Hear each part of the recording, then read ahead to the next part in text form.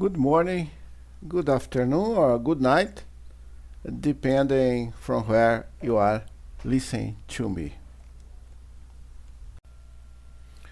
Today I'm going to talk about how to calculate activity coefficient from cryoscopic data, that is from the lowering of melting temperature on the electrolyte sodium chloride, which is an electrolyte of the type 1 by 1. I call it this case a singularity, since a singularity is going to happen, and it was first proposed by Lewis, and it is on the book of Lewis and Randall. So I'm going to call it the singularity of Lewis and Randall. We start by writing the Gibbs-Duhem equation, which is this equation we have seen before. Rearrange it, use also this expression, which is a consequence of Gibbs-Helmholtz equation. So just use Gibbs-Helmholtz for the variation of Gibbs energy. You get that? I took derivative of this logarithm of activity of the solvent. Of course, this lowering of temperature will depend on concentration of solute. So I took the derivative of the solute for both sides. Use this expression that we have seen in previous thermodynamic course or even general chemistry course. Plug these expressions here, and we end up with this equation. This is equals to this, using the previous definition of activity.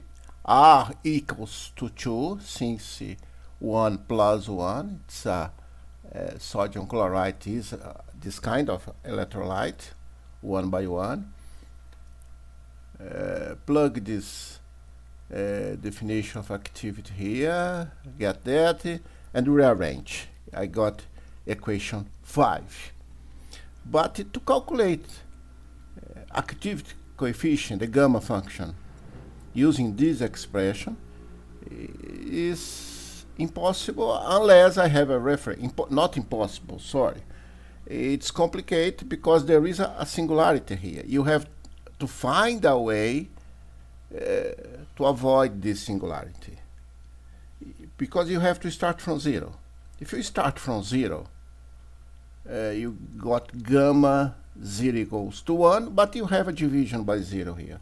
So you can't use equation 5 to calculate activity coefficient.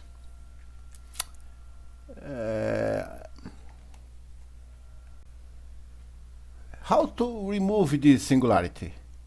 That's the subject of the next item. Lewis and Randall, they defined this quantity here. It's very appropriate because as you got a dilute solution, this J is going to 0, as we are going to see. And just take the derivative of this expression with respect to M. You got that. And just integrate it. When integrate, I got this expression. Something very simple steps here.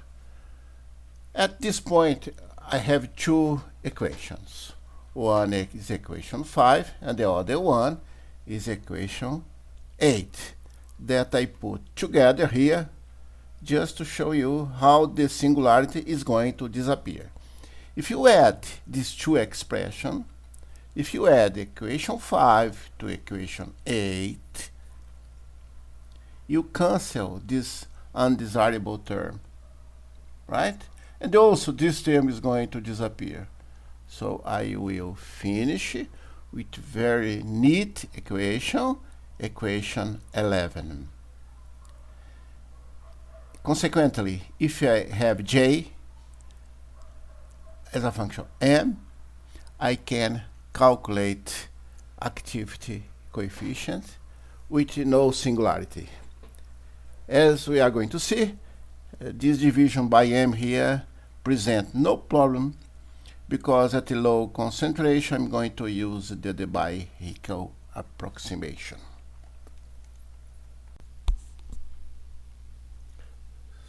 This is the equation we have to use together with this data, which are the lowering of melting temperature against molality. Let's move a step forward and see how we can use this data. We have everything in this equation except the integral, of course. We have everything if the concentration is small.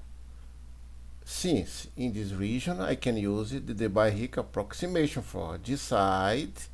This J I calculate from this expression, since I have a cryoscopic constant here, so I have J, and if the concentration is low, I can use the Debye-Hückel here, extracting the integral for the first point. That's what I did here. Put the Debye-Hückel approximation for sodium chloride, which is an electrolyte of type 1/1. This expression we have proved before, chapter 51, my first lecture, and I extract the integral. Of course, if I need just the gamma function, I can use this expression. So this is logarithm of gamma function. But the point here is that I need this integral for further calculation. That's what I did. I keep this integral, which is equal to that. I'm going to use it also on my code, computer code, octave code that I will give at the end of this lecture.